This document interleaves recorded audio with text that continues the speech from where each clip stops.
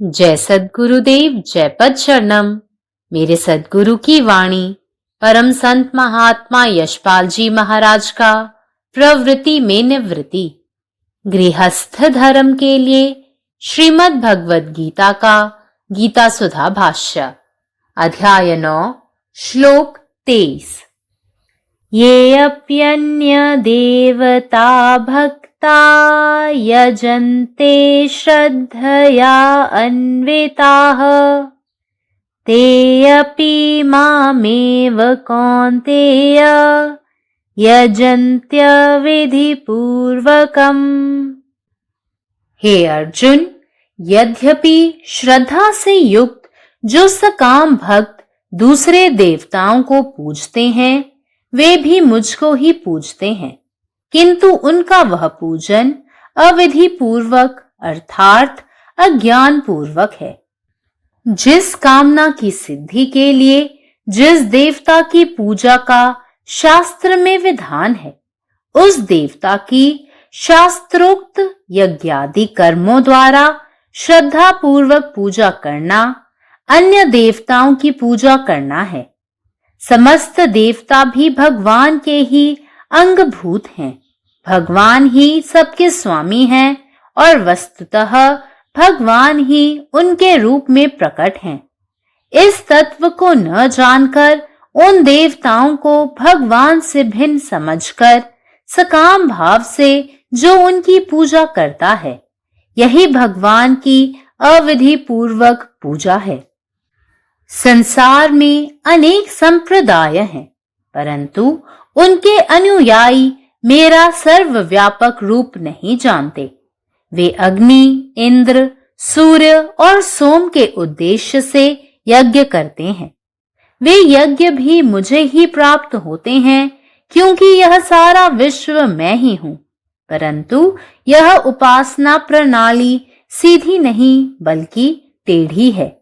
देखो, वृक्ष की शाखाएं और पत्ते सब एक ही बीज से उत्पन्न होते हैं, परंतु सबके लिए पानी ग्रहण करने की क्रिया मूल या जड़ ही करती है। इसलिए जड़ में ही पानी देना ठीक है। इसी प्रकार मेरा वास्तविक स्वरूप समझकर ही मेरी उपासना की जानी चाहिए। यदि मेरे आत्म स्वरूप को बिना जाने हुए मेरा भजन किया जाएगा, तो वह व्यर्थ किए हुए काम की तरह निष्फल होगा।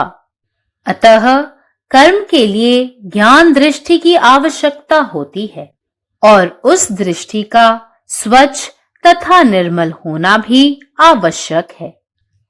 Even those devotees who, endowed with faith, worship other gods, worship me alone, O Arjuna, son of Kunti, by the wrong method. People worship Agni, Surya, Varuna, and Vasus, etc.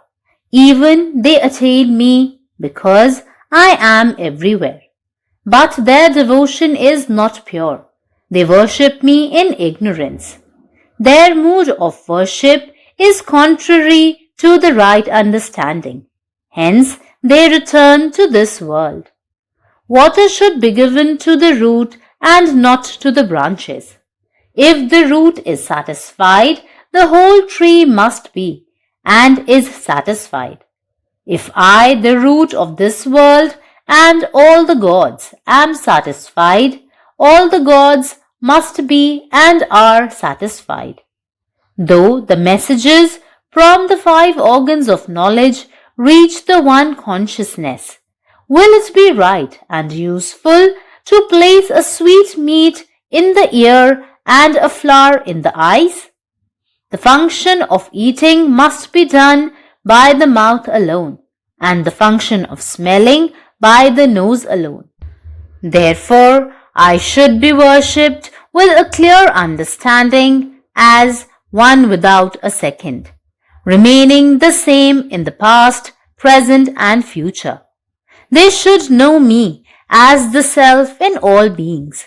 They should recognize me in other worship. I am the root. I am the source of all the gods and of this world. Whatever power the other gods have, It has come to them from Ishvara. Apart from and independent of him, no deity has any power to bestow any boon. The wrong method consists in getting the things done counter to this truth. Om. സദ്ഗുരുവിന്റെ സന്ദേശം അധ്യായം 9 ശ്ലോകം 23. യേ പന്യദേവതാ ഭക്ത യജന്തി ശ്രദ്ധയാന്വിതാഃ ത്വേപി മാമേവ കൗന്ദേയ യജന്ത്യ വിധിപൂർവകം. ഹേ അർജുന, ശ്രദ്ധയോടെ മറ്റു ദേവതകളെ ആരാധിക്കുന്ന സകാമ ഭക്തരും യഥാർത്ഥത്തിൽ എന്നെ തന്നെയാണ് ആരാധിക്കുന്നത്. എന്നാൽ അവരുടെ ആരാധന വിധിപൂർവമല്ലാത്തതും അജ്ഞാനപൂർണവുമാണ്. ഏത് ആഗ്രഹസിദ്ധിക്കാണോ ഏത് ദേവതയുടെ പൂജാശാസ്ത്രത്തിൽ നിർദ്ദേശിച്ചിട്ടുള്ളത്, ആ ദേവതയുടെ ശാസ്ത്രാനുസൃതമായി യജ്ഞാദി കർമ്മങ്ങളിലൂടെ ശ്രദ്ധാപൂർവം ആരാധിക്കുന്നതാണ് മറ്റു ദേവതകളുടെ ആരാധന എന്ന് പറയുന്നത്. എല്ലാ ദേവതകളും ഭഗവാന്റെ അവയവ സ്വരൂപങ്ങളാണ്. ഭഗവാനാണ് എല്ലാവരുടെയും സ്വാമി. യഥാർത്ഥത്തിൽ ഭഗവാനാണ് എല്ലാ ദേവതാരൂപങ്ങളിലും പ്രത്യക്ഷനായിരിക്കുന്നത്. ഈ തത്വമറിയാതെ ദേവതകളെ ഭഗവാനിൽ നിന്ന് വ്യത്യസ്തരായി കരുതി സ്വാർത്ഥ കാമനയോടെ അവരെ ആരാധിക്കുന്നതാണ് ഭഗവാന്റെ അവിധിപൂർവ അഥവാ വിധിപൂർവമല്ലാത്ത ആരാധന. ലോകത്തിൽ അനേകം സമ്പ്രദായങ്ങളുണ്ട്. എന്നാൽ അവയുടെ അനുയായികൾ എന്റെ സർവവ്യാപക സ്വരൂപം അറിയുന്നില്ല. അവർ അഗ്നി, ഇന്ദ്രൻ, സൂര്യൻ, സോമൻ എന്നിവരെ ലക്ഷ്യമാക്കി യജ്ഞങ്ങൾ ചെയ്യുന്നു. എന്നാൽ ആ യജ്ഞങ്ങളും എന്നിലേക്ക് തന്നെയാണ് എത്തുന്നത്. കാരണം ഈ സകല വിശ്വവും ഞാൻ തന്നെയാണ്. പക്ഷേ ഈ ഉപാസന രീതി നേരായതല്ല. അത് വളഞ്ഞ വഴിയാണ്. ഒരു വൃക്ഷത്തിന്റെ ശാഖകളും ഇലകളും എല്ലാം ഒരേ വിത്തിൽ നിന്നാണ് ഉത്ഭവിക്കുന്നത്. എന്നാൽ അവയ്ക്കെല്ലാം വെള്ളം ലഭിക്കുന്നത് വേരിലൂടെയാണ്. അതിനാൽ വെള്ളം വേരിൽ തന്നെയാണ് നൽകേണ്ടത്. അതുപോലെ എന്റെ യഥാർത്ഥ സ്വരൂപം മനസ്സിലാക്കി മാത്രമേ എന്നെ ആരാധിക്കാവൂ. എന്റെ ആത്മസ്വരൂപം അറിയാതെ എന്നെ ഭജിക്കുന്നുവെങ്കിൽ അത് വ്യർത്ഥ പ്രയത്നമായി ഫലമില്ലാത്തതായി തീരും. അതുകൊണ്ട് കർമ്മങ്ങൾക്ക് ജ്ഞാനദൃഷ്ടി ആവശ്യമാണ്. ആ ദൃഷ്ടി നിർമ്മലവും ശുദ്ധവുമായിരിക്കണം. പരമാത്മാവ് നീ തന്നെ, നിന്റെ ഇഷ്ടം പൂർണ്ണമാകട്ടെ. ജയ് സദ്ഗുരുദേവ്, ജയ് പദശരണം. जय गुरुदेव, जय पदशरण. हे अर्जुना, जे खरे श्रद्धावान भक्त इतर देवांची पूजा करतात ते माझीही पूजा करतात. परंतु त्यांची पूजा अनैतिक म्हणजे अज्ञानाने केलेली आहे. शास्त्रानुसार आपल्या इच्छेच्या पूर्ततेसाठी यज्ञार्पण करून भक्तिभावाने ज्या देवतेची उपासना सांगितलेली आहे तिची उपासना करणे म्हणजे इतर देवांची उपासना करणे होय. सर्व देव हे ईश्वराचेच अंश आहे. ईश्वर सर्वांचा स्वामी आहे आणि खरे तर ईश्वर त्यांच्या रूपात प्रकट झालेला आहे. जो कोणी हे तत्व न जाणता आणि त्या देवांना ईश्वरापेक्षा वेगळे मानून हेतू पुरस्पर त्या देवाची उपासना करतो, ही ईश्वराची अवैध उपासना आहे. जगात अनेक पंथ आहेत, परंतु त्यांच्या अनुयायांना माझे सर्वव्यापी स्वरूप माहीत नाही. ते अग्नी, इंद्र, सूर्य आणि सोम यांच्यासाठी यज्ञ करतात आणि त्या यज्ञाची मला प्राप्ती होते, कारण मीच संपूर्ण ब्रह्मांड आहे. परंतु उपासनेची ही पद्धत सरळ नसून कुटील आहे. हे बघ, झाडाच्या फांद्या आणि पाने सर्वच एकाच बीजापासून वाढतात, परंतु मुळाला सर्वांसाठी पाणी मिळते, म्हणून मुळाला पाणी देणेच योग्य आहे. त्याचप्रमाणे माझे खरे स्वरूप समजून घेतल्यानंतरच माझी उपासना केली पाहिजे. जर माझे खरे स्वरूप न समजता उपासना केली तर ती व्यर्थ कर्माप्रमाणे निष्फळ ठरेल. म्हणूनच कर्मासाठी ज्ञानदृष्टीचीही आवश्यकता असते आणि ती दृष्टी ही निर्मळ व शुद्ध असली पाहिजे. हे कुंती पुत्र, जे भक्त श्रद्धावान असून इतर देवांची उपासना करतात ते सुद्धा चुकीच्या पद्धतीनेच माझी उपासना करतात. लोक अग्नी, सूर्य, वरुण, वसु इत्यादीची उपासना करतात, त्यांनीही मी प्राप्त होतो, कारण मी सर्वत्र आहे. परंतु त्यांची भक्ती शुद्ध नाही. ते अज्ञानाने माझी उपासना करतात. त्यांची उपासना करण्याची वृत्ती सम्यक बुद्धीच्या विरुद्ध आहे. म्हणूनच ते या जगात परत परत वापस येतात. पाणी मुळांना द्यावे, फांद्यांना नाही. जर मूळ तृप्त झाले तर संपूर्ण वृक्ष तृप्त झालाच पाहिजे आणि होतो पण. जर मी या जगाचे आणि सर्व देवांचे मूळ तृप्त झालो तर सर्व देव तृप्त झालेच पाहिजेत आणि होतात. जरी 5 ज्ञानेंद्रियांकडून येणारे संदेश एकाच चेतनेपर्यंत पोहोचत असले तरी कानात मिठाई आणि डोळ्यात फूल ठेवणे योग्य आणि उपयुक्त ठरेल का? खाण्याचे कार्य केवळ मुखानेच आणि वास घेण्याचे कार्य केवळ नाकानेच केले पाहिजे. म्हणूनच भूत, वर्तमान आणि भविष्य काळात सारखाच राहणारा अद्वितीय असा स्पष्ट समज करून माझी उपासना केली पाहिजे. त्यांनी मला सर्व जीवांमध्ये असलेला आत्मा म्हणून ओळखले पाहिजे. त्यांनी मला इतर उपासनामध्येही ओळखले पाहिजे. मी मूळ आहे. मी सर्व देवांचा आणि या जगाचा उगम आहे. इतर देवाकडे जी काही शक्ती आहे ती त्यांना ईश्वराकडून मिळालेली आहे. त्याच्याशिवाय आणि त्याच्यापासून स्वतंत्रपणे कोणत्याही देवताला वरदान देण्याची शक्ती नाही. या सत्याच्या विरुद्ध जाऊन गोष्टी करणे हीच चुकीची पद्धत आहे. जय गुरुदेव.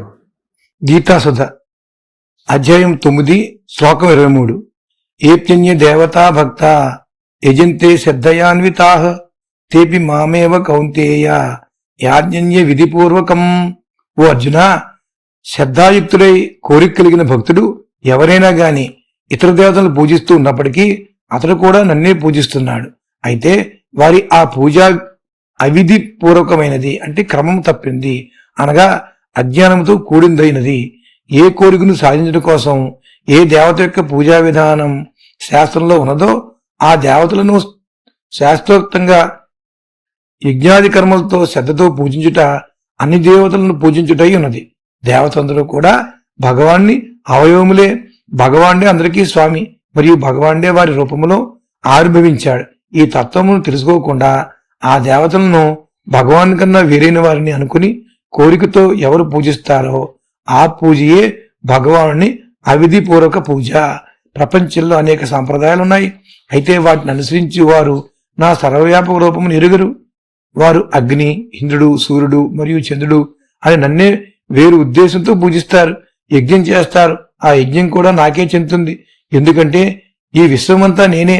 అయితే ఈ ఉపాసనా పద్ధతి తిననేది కాదు, అంతకు మించి వంకరైనది. చూడు, వృక్షముల శాఖలు మరియు ఆకులన్నీ ఒకే బీజంతో ఉత్పత్తి అవుతాయి. అయితే అన్నిటికీ నీటిని గ్రహించే పని మూలము లేదా వేరు చేస్తుంది. అందుచేత వేరుకే నీటినిచ్చుడు సరైనది. ఇదే విధంగా నా వాస్తవ స్వరూపమును తెలుసుకొని నన్ను ఉపాసించాలి. ఒకవేళ నా ఆత్మస్వరూపమును తెలుసుకోకుండా నన్ను పూజించినట్లయితే అది వ్యర్థముగా చేయబడిన పని వలె నిష్ఫలమవుతుంది. అందుచేత కర్మ చేయడానికి జ్ఞానదృష్టి అవసరమవుతుంది. అంతేకాదు ఆ దృష్టి స్వచ్ఛము మరియు నిర్మలముగా ఉండుట కూడా అవసరమై ఉన్నది. పరమాత్మ నీవే ఉన్నావు, నీ ఇష్టమే నెరవేరాలి. జై సద్గురుదేవ్. జై ప్రసరణం. ये अप्यन्य देवता भक्ता यजन्ते श्रद्धयान्विताः ते अपि मामेव कौन्तेय यजन्त्य विधिपूर्वकम्. हे अर्जुन, ओना त श्रद्धा से युक्त जे सकाम भक्त आन देवता सबके पूजा करैत छथि ओ वस्तुतः हमरे पूजा करैत छथि, मुदा हुनकर ई पूजा अविधि पूर्वक माने अज्ञान पूर्वक होइत अछि. जे कामना सिद्धि लेल शास्त्र में जे देवता के पूजा निर्धारित अछि ओहि देवता के शास्त्रोक्त यज्ञादि कर्म द्वारा श्रद्धा पूर्वक पूजा केनाइ अन्य देवता सबके पूजा कहल जाइत अछि. समस्त देवता भगवान के अंगभूत छथि, भगवान सबके स्वामी छथि और वास्तव में भगवाने हुनका रूप में प्रकट छथि। एहि तत्व के नहीं जान क जो कियो ओहि देवता सबके भगवान से फराक बुझ क सकाम भाव से पूजा करैत अछि त ओ भगवान के अविधि पूर्वक पूजा करैत अछि। संसार में अनेक संप्रदाय अछि, मुदा ओहि सब लेल अनुयायी हमर सब व्यापक स्वरूप के नहीं जानैत अछि। ओ अग्नि, इंद्र, सूर्य आ सोम आदि के उद्देश्य से यज्ञ करैत अछि। ओ यज्ञ अंततः हमरा तक पहुंचैत अछि, कियाक त ई संपूर्ण विश्व हम ही छी, मुदा ई उपासना पद्धति सोझ नहीं टेढ़ अछि। देखू, वृक्ष के शाख आ पात सब एके बिया से उत्पन्न होइत अछि, मुदा जल ग्रहण करबाक कार्य त जड़े करैत अछि। तैं जल के जड़ में देनाइ उचित अछि। ओहिना हमर यथार्थ स्वरूप के बुझ क हमर उपासना कैल जाय। जो हमर आत्म स्वरूप के बिना बुझने हमर भजन कैल जाय त ओ व्यर्थ कैल काज जकाँ निष्फल रह जाय। तैं कर्म करबा लेल ज्ञान दृष्टि के आवश्यकता अछि, आ ओ दृष्टि शुद्ध आ निर्मल भेनाइ सेहो अत्यंत आवश्यक अछि। अखिल भारतीय संत मत सत्संग पंजीकृत दिल्ली, मुख्यालय B20 CC colony, Rana Pratap Bagh के सामने, दिल्ली। सत्संग आश्रम संत यशरूप तपोभूमि परिसर, अनंगपुर, जिला फरीदाबाद, हरियाणा। हमारे साथ जुड़ने और राष्ट्रीय व अंतर्राष्ट्रीय सत्संग कार्यक्रमों की विस्तृत जानकारी पाने के लिए दिए गए QR कोड को स्कैन करें। धन्यवाद।